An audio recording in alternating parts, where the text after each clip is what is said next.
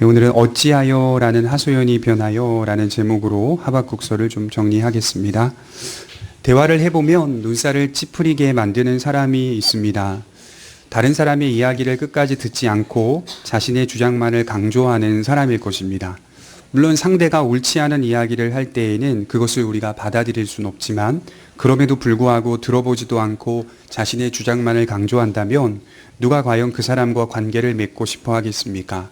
그런 사람들을 살펴보면 대개의 경우 자신의 경험과 지식으로만 인생을 한정짓고 있는 모습을 보게 됩니다. 한정된 경험과 지식을 전체적인 경험과 지식으로 오해하고 착각하고 있다는 것입니다. 물론 이러한 성향이 우리 모두에게 조금씩 있다고 합니다. 그럼에도 불구하고 이것이 짙게 나타나는 사람들이 간혹 있습니다. 대화 속에서 미리 즉각적인 판단과 결정을 내버리면 대화 가운데 더 이상 할 말이 없습니다. 대화는 서로를 알아가고 서로를 이해하며 서로에게 애정을 갖게 만들고 그리하여 결국 옳은 길을 택하도록 도와주는 것이라고 합니다. 바로 이와 같이 부족한 모습이 우리 신앙생활 속에서도 발견될 수 있습니다. 제가 아주 오래전에 한 사찰에 간 적이 있습니다. 제가 묵고 있었던 숙소 근처에 오래된 사찰이 하나 있었는데 경관이 너무 좋아서 산책을 나갔습니다.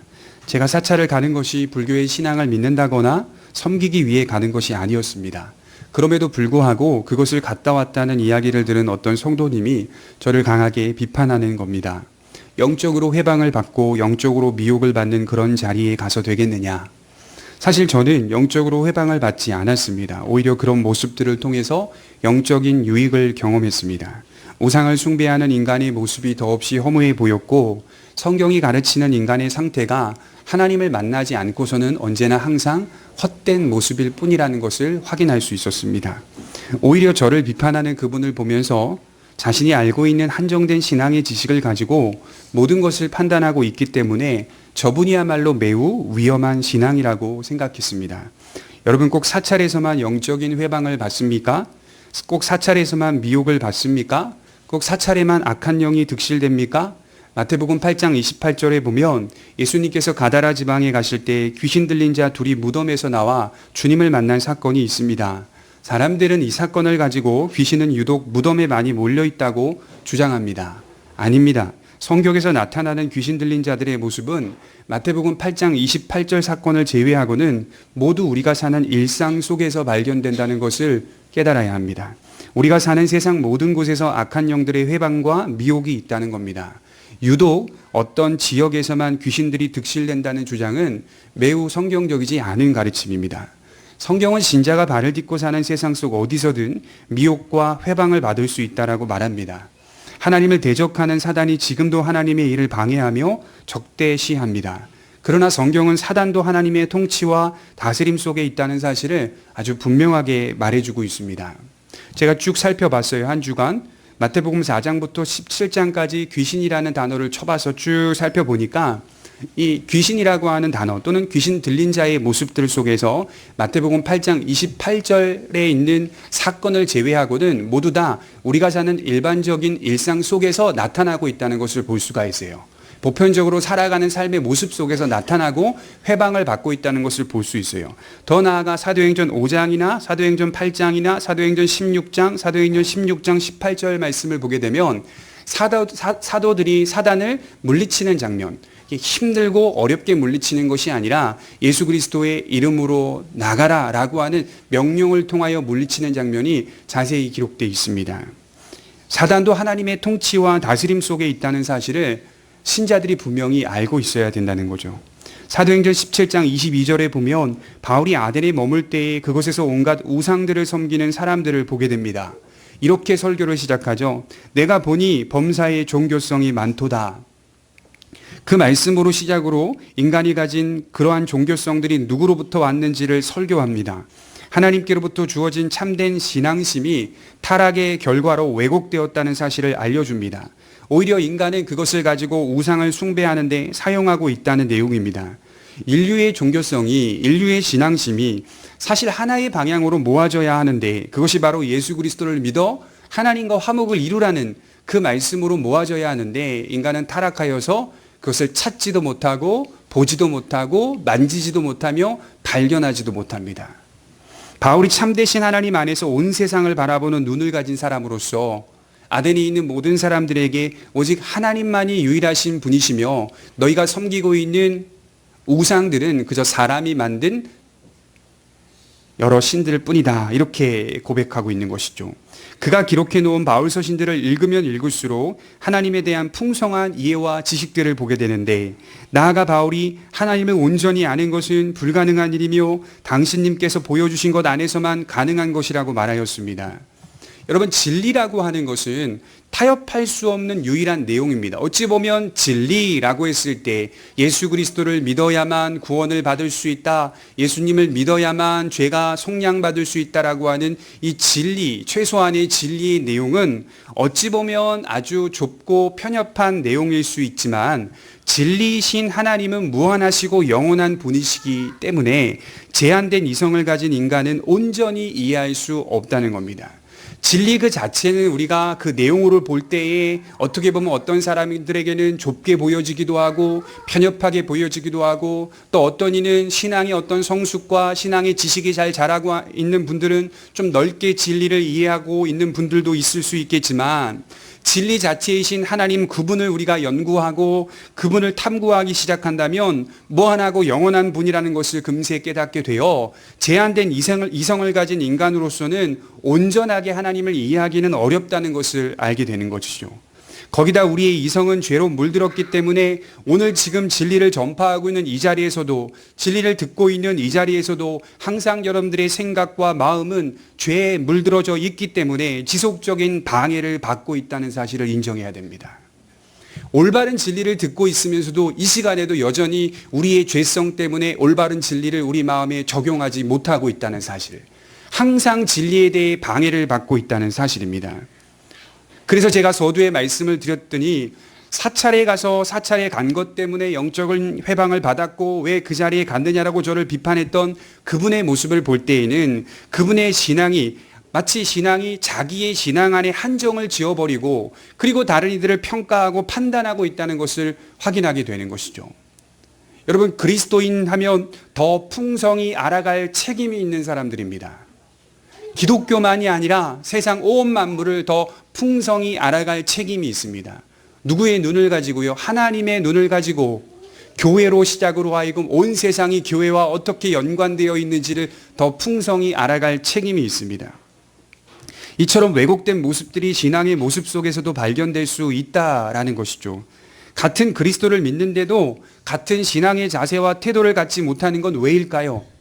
같이 교회가 십자가가 걸려 있고 같은 교회라고 말하는데 왜 신앙생활의 모습과 신앙의 내용은 이렇게 다른 걸까요?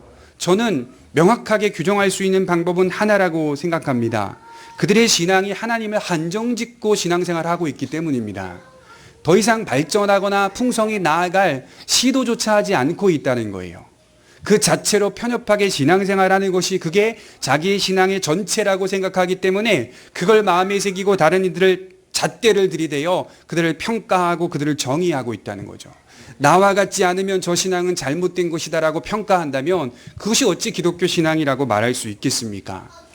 우리들도 얼마든지 이런 오류에 빠질 수 있습니다. 그래서 계속하여 성경에서 성경으로 개혁되어야 한다는 겁니다. 여러분, 종교개혁자들의 가르침 중에 가장 유명한 가르침이 하나 있죠. 에드 폰테스, 말씀의 본질을 향하여 가르침이에요. 종교개혁자들은 교회의 성도들과 함께 말씀을 나누면서 우리는 항상 에드 폰테스, 말씀의 본질을 향하여 걸어가야만 한다, 이렇게 말을 했어요. 우리는 멈추지 않는다. 계속 그리로 걸어가야만 한다. 왜 우리가 멈추지 않고 걸어가야 합니까? 이 땅에 나타난 눈에 보여지는 가시적 교회는 언제나 약하고 부서지기 쉽다라는 사실을 인정하기 때문입니다. 완전한 교회가 세상에 없어요. 예수 그리스도라고 하는 그분은 완전하시지만 눈에 보이는 교회로서의 이 교회, 지역 교회, 로컬 처치는 완전하지 않아요. 언제나 항상 약하고 부서지기 쉬운 모습들을 가지고 있어요.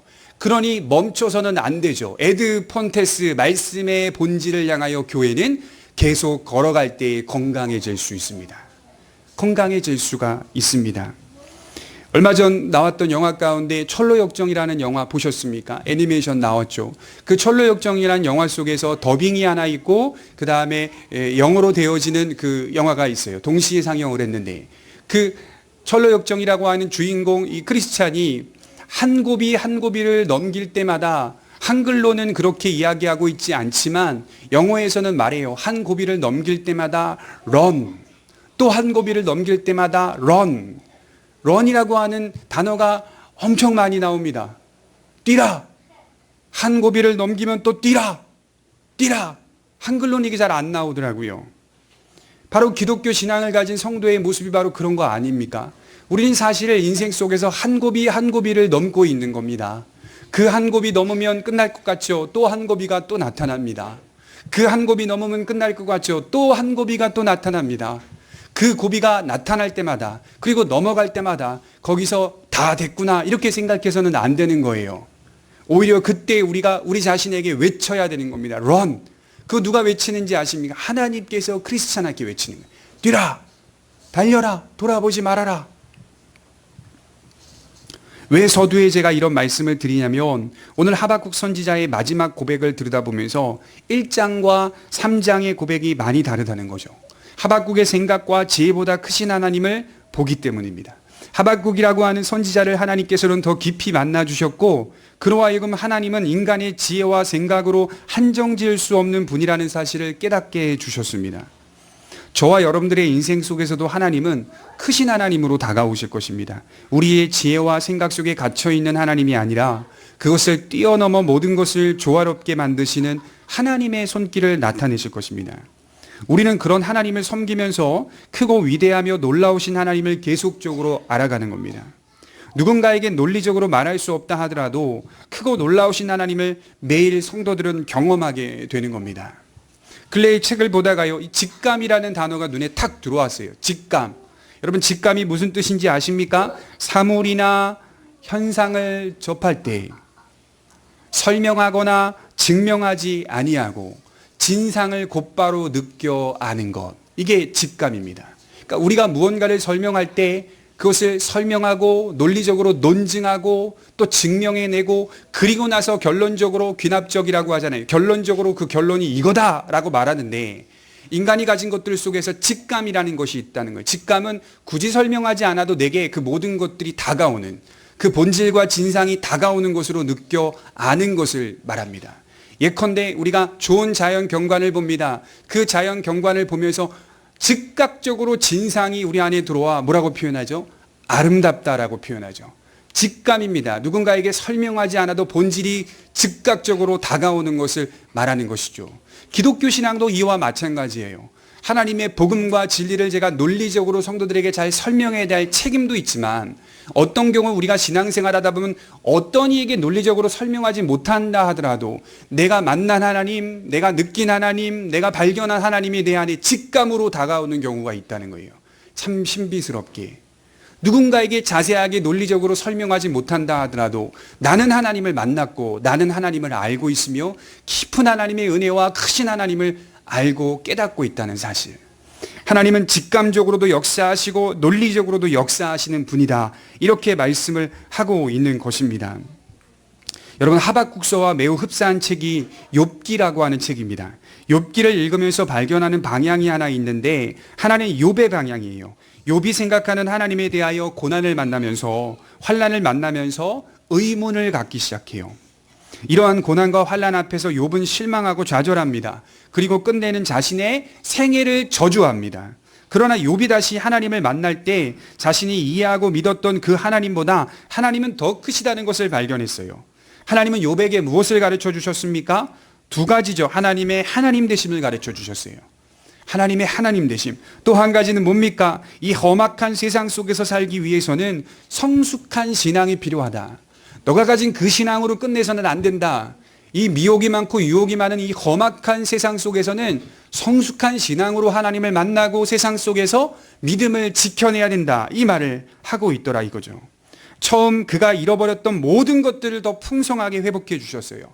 자식도 회복시켜 주셨죠. 재물도 회복시켜 주셨죠. 그 모든 것들이 몇 배로 회복시켜 주셨어요. 그러나 욥기의 마지막을 들여다보면 알 수 있는 것이 욥의 회복은 그가 잃어버린 것들에 대한 회복이 아니라 그의 영혼을 더욱 풍성하게 회복시키신 하나님의 손길이었다는 거예요.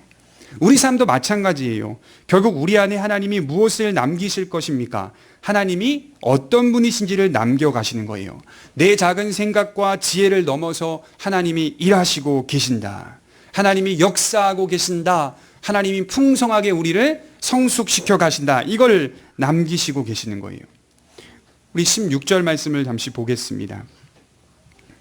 내가 들었으므로 내 창자가 흔들렸고 그 목소리로 말미암아 내 입술이 떨렸도다. 무리가 우리를 치러 올라오는 환난 날을 내가 기다림으로 썩이는 것이 내 뼈에 들어왔으며 내 몸은 내 처소에서 떨리는도다. 내가 들었으므로 내 창자가 흔들렸고 그 목소리로 인하여 내 입술이 떨렸다. 16절 전체 내용을 보자면 두려워하는 하박국의 심정을 자세히 기록해 놓았습니다. 하박국 3장 말미에 여전히 두려움을 드러냅니다. 말미에 가서는 좀 용감한 모습, 좀 늠름한 모습, 이런 모습들이 기록되면 좋았을 텐데 마지막에도 하박국은 여전히 두려워하고 있는 모습입니다. 무엇을 들었기 때문에 떨겨 두려워합니까? 창자가 흔들리고 입술이 떨린 만큼이라고 하는데 그 내용이 뼈에 들어올 만큼 고통스럽고 몸이 떨릴 만큼 무섭다고 하는데 무슨 내용이죠? 애통의 시기가 임하고 있다는 사실입니다. 쉬운 말로 원수들이 오고 있다. 하나님이 원수들을 사용하셔서 남한국 유다를 멸망시키려고 바벨론이라고는 강성한 나라를 사용하셔서 그들이 오고 있다. 그들을 번성케 하고 있다는 소식을 들었을 때 하박국의 몸이 떨리고 입이 떨리고 창자가 떨리고 뼈가 아프고 그들이 일어나 언약 자손들을 칠 것이고 멸망시킬 것을 듣고 두려워하고 있다는 말입니다. 하나님의 말씀을 미리 들었던 하박국은 기다리는 시간이 매우 두렵고 떨렸습니다. 하박국의 배경이 어떻습니까? 남유다 백성들의 타락 때문에 이 일이 벌어진 것 아닙니까? 수백 년에 걸쳐서 그들은 하나님의 선지자들을 핍박했고 그들의 말을 듣지 않았습니다. 지금 유다의 모습은 악인이 의인들을 에워싸고 있을 만큼의 큰 부패였습니다. 지도자들뿐 아니라 모든 백성들이 타락하고 부패했습니다. 종교적으로 타락했죠. 윤리적으로 타락했죠. 성적으로 타락했습니다. 그 중심에는 하나님의 말씀을 버린 중요한 교훈이 있어요. 그 암울한 현실 앞에서 하나님의 심판의 말씀을 듣고 있는 겁니다. 자, 우리 한번 생각해 볼까요? 하박국 1장 2절과 3절이 무슨 내용이죠?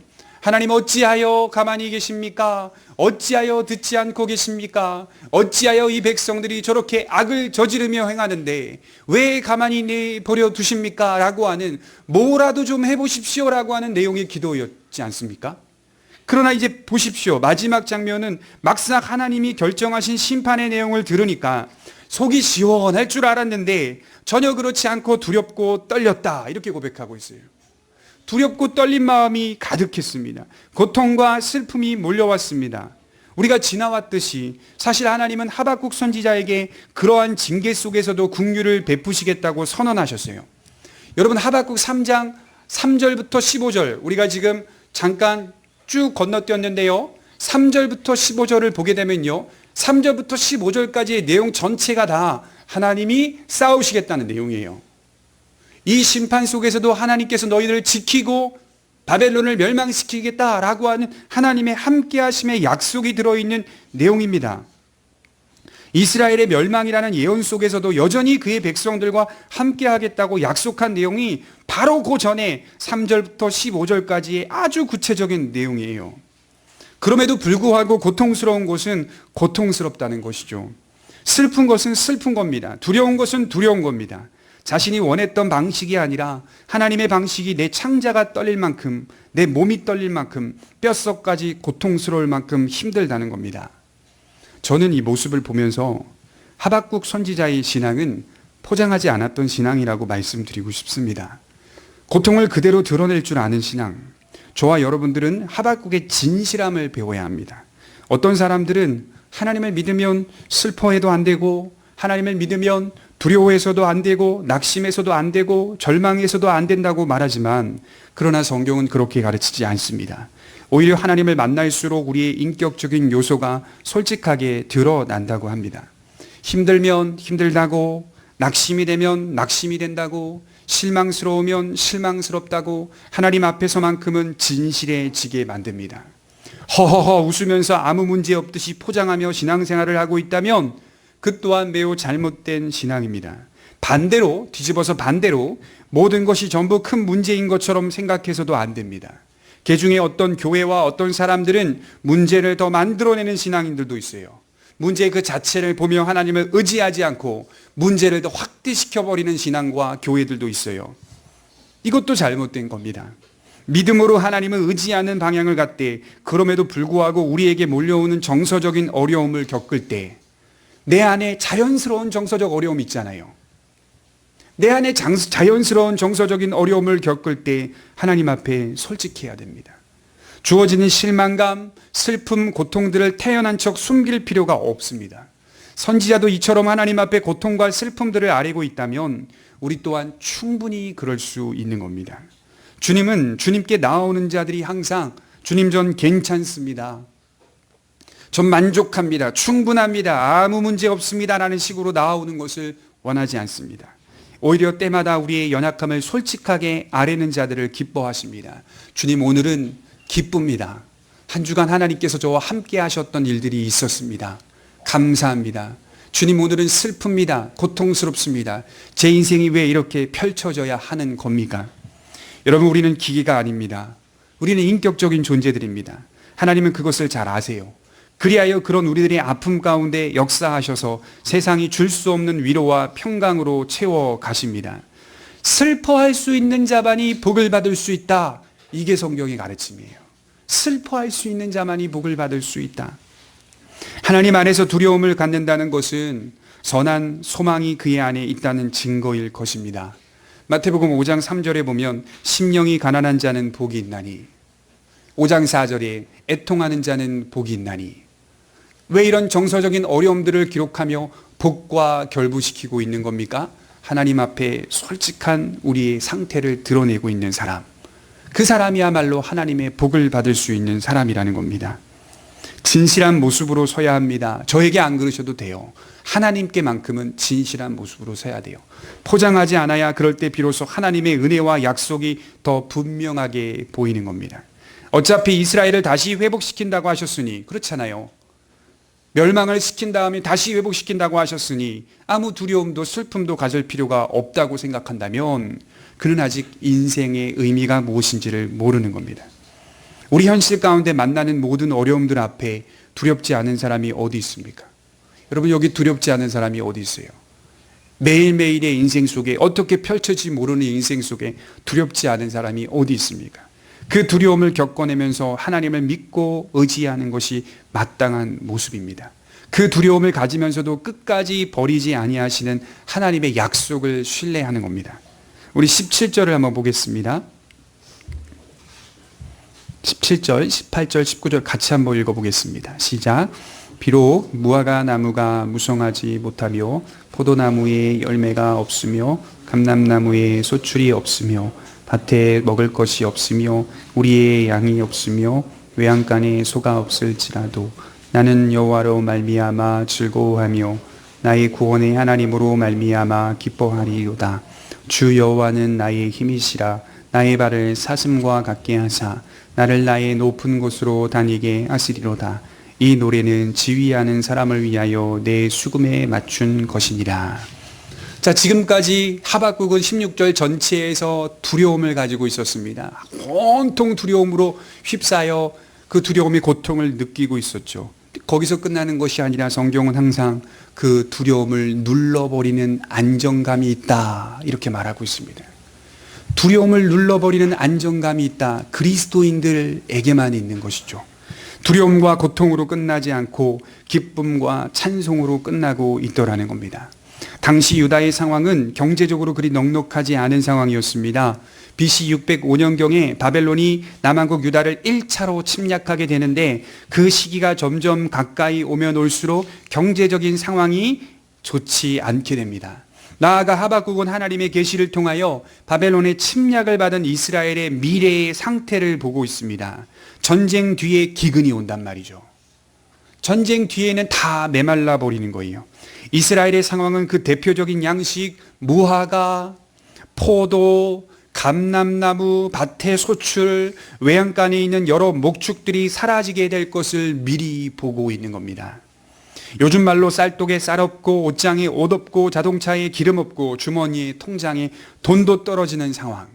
그럼에도 불구하고 소망과 은혜가 여전히 있다는 것을 고백하는 겁니다. 그 두려움을 눌러버리는 이상한 안정감. 어떻게 표현을 하지 못하는 안정감. 왜 이스라엘의 대표성을 띠는 양식들을 나열하고 있는 걸까요?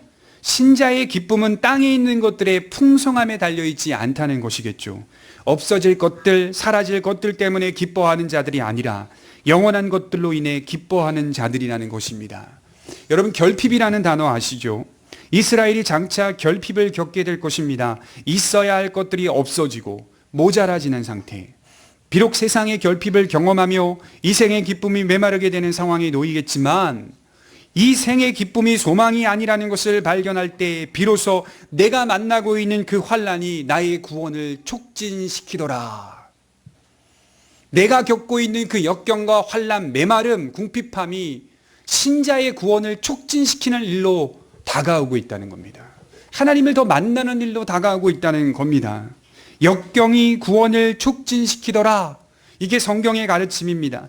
결국 이러한 역경으로 말미암아 진정한 행복을 찾게 된다는 사실입니다. 하박국은 두려움이 있었지만 그 두려움을 몰아내는 평안을 가지고 있었어요. 그 두려움을 몰아내는 평안을 가지고 있었다고요. 예수님께서 사람들의 인파 속에 몰려서 말씀을 전하실 때 회당장 야이로가 찾아와서 주여 내 딸이 중한병에 걸렸사오니 고쳐주옵소서. 가자. 주님 가시는 길에 사람들한테 이리 밀리고 저리 밀리고 이리 밀리고 저리 밀리고 할 때 12년 동안 혈루증을 앓고 있는 한 여인이 있었어요. 여러분, 거기 성경 본문을 보면 그 여인이 자주 했던 말, 그를 만지면 회복될 것이다, 치료될 것이라고 하는 그 마음이 있었거든요. 그 인파에 밀려 주님 곁에 가지 못하고 있는 혈루증 여인, 만성자궁출혈, 지금으로 말하면 그 여인이 비집고 들어가 손으로 주님의 옷가를 살짝 만집니다. 주님 그 만진 거 느끼지도 못하실 텐데 누가 내 몸을 만졌다 이렇게 말씀하시죠. 여러분, 그때 만지자마자 즉시 혈루병이 치료가 되었습니다. 그때 예수님 뭐라고 말씀하시죠? 딸아, 내 믿음이 너를 구원하였으니 평안히 가라. 평안히 가라. 여러분, 그 혈루증 여인은 평안을 소유하게 된 겁니다. 그리스도를 만나고 평안, 그 두려움과 불안함과 그 고통과 슬픔을 눌러버리는 안정감, 평강, 그 평강을 만나고 있는 것입니다. 소유한 것입니다. 하나님은 우리 앞에 역경을 주시고 환난을 주시고 또 때로는 징계를 허락하시면서 징계를 행하시면서 우리의 구원을 촉진시키시며 우리의 평안을 촉진시켜가고 있다는 사실을 알아야 한다는 것입니다. 어떻게 두려움을 가지면서 선한 소망을 확신할 수 있습니까? 지금 하박국은 19절에 주 여호와는 나의 힘이시다 이렇게 시작을 하고 있어요. 무화과나무, 포도나무, 감람나무, 밭의 수출, 외양간 짐승들이 힘이 아니라 주 여호와는 나의 힘이시다 라고 선언합니다. 저는 이런 고백이 우리 성도님들에게 나왔으면 좋겠어요. 이 생의 메마름을 경험하고 있다 하더라도 주 여호와는 나의 힘이시다 이 고백이 좀 나왔으면 좋겠어요. 나는 여호와로 즐거워하고 나의 구원의 하나님으로 인하여 기뻐한다. 어떻게 이 선한 소망을 확신할 수 있습니까? 하나님을 만났기 때문입니다. 여러분, 목사가 말씀을 열심히 전해도 결국 하나님을 만나야 하는 거거든요. 그래야 하나님을 진심으로 믿을 수 있는 겁니다. 진리의 지식이 매우 중요한 역할을 하지만 신앙은 진리의 지식 이상이다 이렇게 말을 했어요. 신앙은 진리의 지식 이상이다. 우린 분명 올바른 진리가 선포되어야 하는 그 장소에 가서 말씀을 들어야 하지만 그것으로 끝나서는 안 된다. 진리는 진리의 지식 이상으로 다가와야 된다. 하나님이 내 가슴에 들어와야 되고 하나님이 내 인생에 들어와야 되고 내가 하나님과 교제하고 교통하는 것을 매일 우리의 삶 가운데 확인해야 되는 겁니다. 확인해야 되는 거예요. 어떤 큰 교회를 목회하고 계시는 목사님께서 목회를 하다가 자기 안에 하나님도 뭔가 잘 보이지도 않고, 분명 내 삶 가운데에 안정감은 항상 있거든요. 육신적 안정감은 있고 여러 가지 부분들에 있어서 이렇게 좋은 환경들이 지금 갖추어져 있는데도 불구하고 마음이 너무 괴로운 거예요.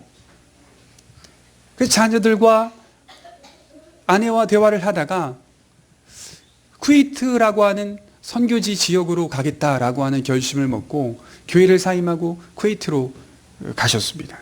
근데 그분이 쓴 책을 보니까 거기서 다시 하나님이 보이더래요. 거기 갔더니 하나님이 보이더래요. 거기에 여러 사정과 환경들을 경험하면서, 그리고 그 안에서 하나님을 의지하고 소망하면서 거기서 비로소 하나님이 보이더라. 그리고 그분이 느꼈던 거, 큰 기쁨이 왔대요. 아, 하나님 내 곁에 계셨구나. 그래, 계셨구나. 한국에서 대형교회를 목회하면서 잘 그걸 못 느꼈대요. 그런데 갔더니 하나님 제 곁에 계셨다는 거예요. 항상 따라다니고 계셨다는 거예요. 동행하고 계셨다는 거예요. 그게 저는 참 공감이 되더라고요. 공감이 되더라고요. 저와 여러분들도 공감이 되셔야 합니다. 어떻게 이런 확신을 가질 수 있을까? 하나님을 만났기 때문이죠. 가슴으로 하나님을 만났기 때문입니다. 왜 예수님을 믿어야 하고 왜 하나님인지 우리 인생 속에 만나야 합니다. 하박국은 두 가지 모습으로 만났어요. 하나는 하박국은 원망과 불평으로 하나님을 만났어요. 원망과 불평으로 서운함을 이야기하며 하나님을 만났어요. 또 하나는 감사와 찬송으로도 하나님을 만났어요. 이 모양 저 모양으로도 하나님을 다 만나고 있었다는 거예요. 두 모습을 저는 인생이라고 말할 수 있습니다. 원망과 불평의 상황에서도 하나님을 만나고 있었고, 감사와 찬송의 상황에서도 하나님을 만나고 있었습니다.